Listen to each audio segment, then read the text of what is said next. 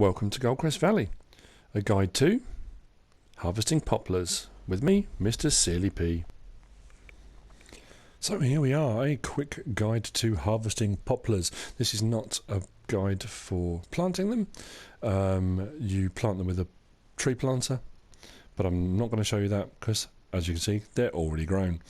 When they plant in rows of 2 sets, so you get a row of 1, 2 come out of the planter. Then you have a gap of 2, and then the next row plants. If you set a worker or if you do it yourself, it will leave a gap. As you can see, no gaps. This is slightly unorthodox, ever so unorthodox, and if I get likes or unlikes, I'm probably going to get a lot of dislikes. Dislikes. I totally understand why. It's not realistic, absolutely not, but it was a question of, will it work? I don't know. Let's have a go and see. Can I get more yield out of a same space kind of idea? In real life, if you planted these 2 rows and these 2 rows and then drove over them with your tractor tyres to plant that row and the one next to it, you would destroy these. So yes, I get it, it wouldn't work in real life, absolutely not. But normally you would have 2 rows, gap, 2 rows. What do you need for harvesting your poplars? Well, you're going to need one of these. You need a forage harvester. Doesn't matter which one. Rosselmash, Krone are on the mods at the moment on PlayStation 4. There's the Krone Big X 1100 you can download as well, which has got a bit more power and a bit more oomph to it. But you will need a forage harvester. You will need a trailer for it to go into, and you will need this at the front. This is the New Holland 130FB. It is a header for poplars. That is all it's for. It will fit on all 3 forage harvesters or 4 forage harvesters if you get the 1100. And its job is poplars. This header here, or this scoop at the front, if you do it in normal rows and you've got 2, it will scoop them in. But it will scoop in 4. So 2 sets, 2 pairs of rows. It will do 4.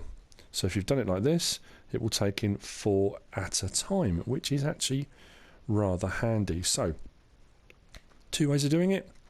You can do it trailed, where you have the trailer behind your forage harvester, and it will just go out of your chute, straight into the trailer, job done, everybody's happy. Or you can hire a worker, use another vehicle. Hasn't got to be a Python, but it could be any kind of tractor or a truck or whatever with the trailer, and you run alongside.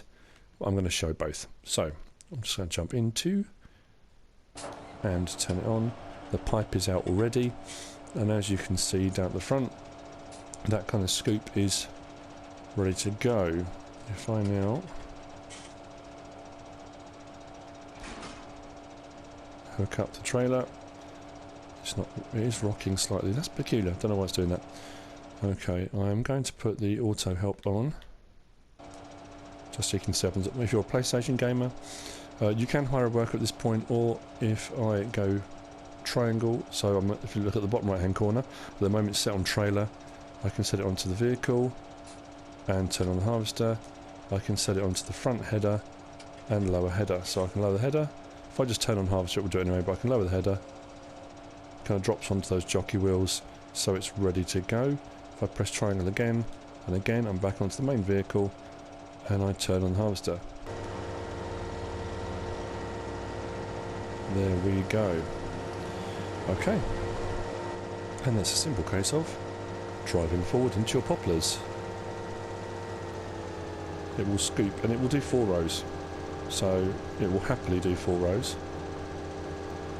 Quite a steady, thick stream. Now when you do plant these, like I say, this isn't a planting tutorial, but when you plant them they do need fertilising, the same as every other crop does. If you've got it on 3 states of fertilising or 1, they do need fertilising to get maximum yield. And you just plough on through. I mean, that's pretty much it. The yield's okay, not bad at all. And it jets straight into the back.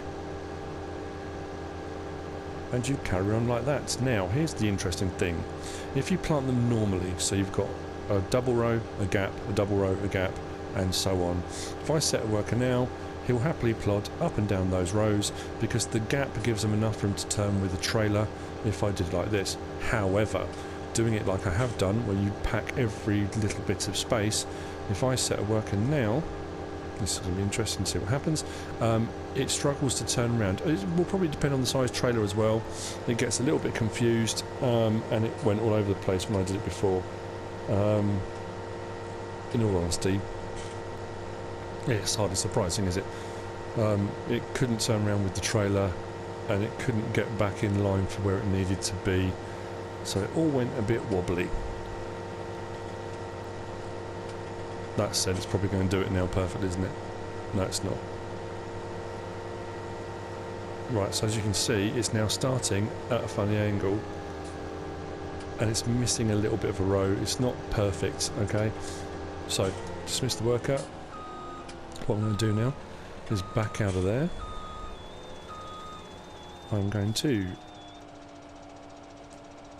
go to trailer and unhook. I'm going to pull this forward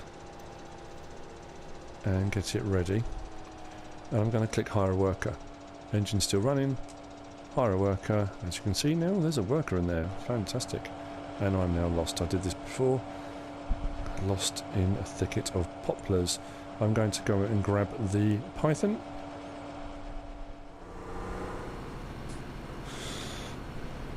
As I said, it doesn't have to be a python, you know, that could be anything you like. I find that putting bigger trailers, unless you've got a big weight on the front or something, some of the smaller tractors, they get a bit light on the front axle. This thing, not even slightly. So, now I've got the worker on the actual forage harvester with the header on. I'm now going to drive alongside it, so this is the other option. If I drive alongside now, the pipe will turn towards the trailer, and I can drive alongside while it harvests. Doing it this way, the harvester at the end can turn around a lot easier on its own without having a trailer on the back of it, which means I can carry on doing this. It's a bit peculiar, but never mind. But it will carry on. Now I can set this on cruise control. I can tap back the cruise control and set it on the same speed as the harvester and just plod along next to it with the cruise control on. That works well a lot of the time until you get to the end of the field. You have to come off cruise control to turn around, and it can get a bit fiddly, but if you want to set cruise control, you absolutely can. But as you can see, we are harvesting poplars, and the yield isn't too bad. I know I've done double rows, and I know, like I say, it's not the done thing.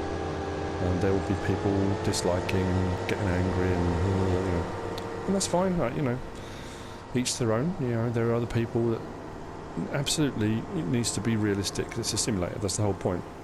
I just wanted to see if it would work, and there will be people watching it thinking, well, actually that's not a bad idea because it means I can get double the amount of poplars in the same amount of space.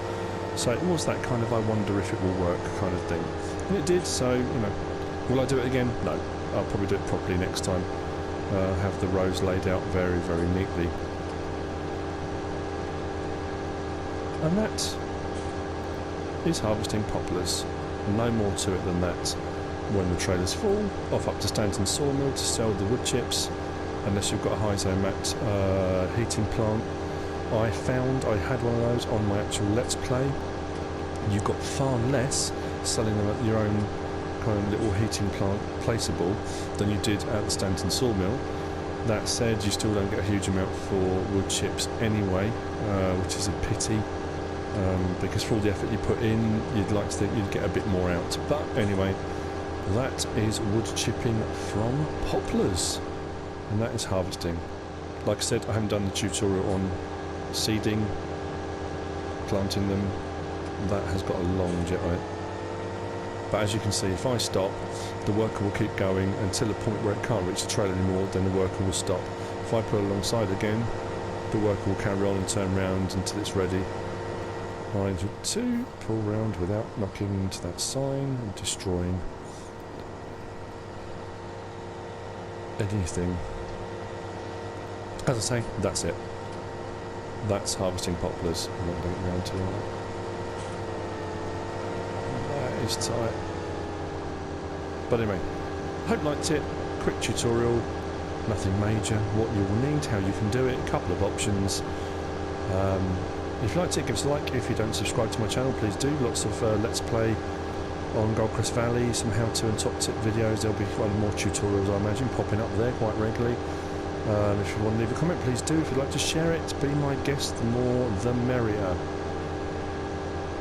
Whatever you choose to do. Thanks for watching.